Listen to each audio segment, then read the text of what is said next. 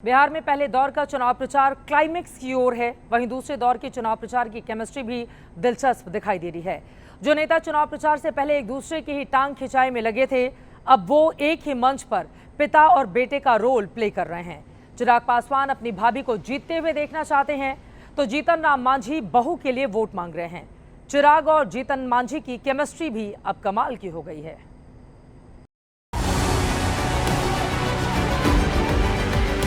पिता पुत्र के बीच में दरारें दिखाने का प्रयास किया जाए।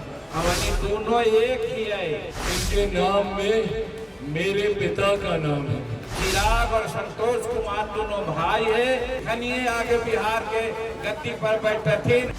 दो दलित नेता, एक अनुभवी तो दूसरा युवा, दोनों ही मोदी सरकार में मंत्री हैं और दोनों ही अपनी अपनी पार्टी की कमान संभाले हुए हैं। दोनों की जुगलबंदी इस बार बेहद चर्चा में है। गया के इमामगंज विधानसभा क्षेत्र से केंद्रीय मंत्री जीतन राम मांझी की बहू दीपा कुमारी हम पार्टी के लिए चुनाव मैदान में है। दीपा कुमारी के चुनाव प्रचार के लिए उनके ससुर जीतन राम मांझी और एलजेपी अध्यक्ष चिराग पासवान एक साथ एक मंच पर आए तो चुनावी पिक्चर में चिराग और मांझी की तस्वीर छा गई। चिराग पासवान ने जीतन राम मांझी को पिता समान कहा तो उनकी बहू को भाभी माँ बताकर दोनों के बीच किसी भी दरार होने से इनकार कर दिया।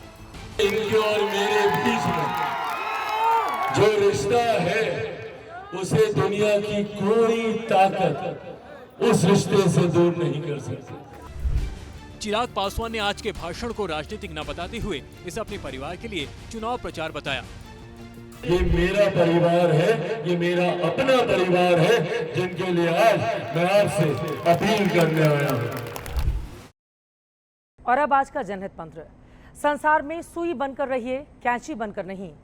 कैंची एक के दो हिस्से करती है, जबकि सुई दो हिस्सों को जोड़ देती है।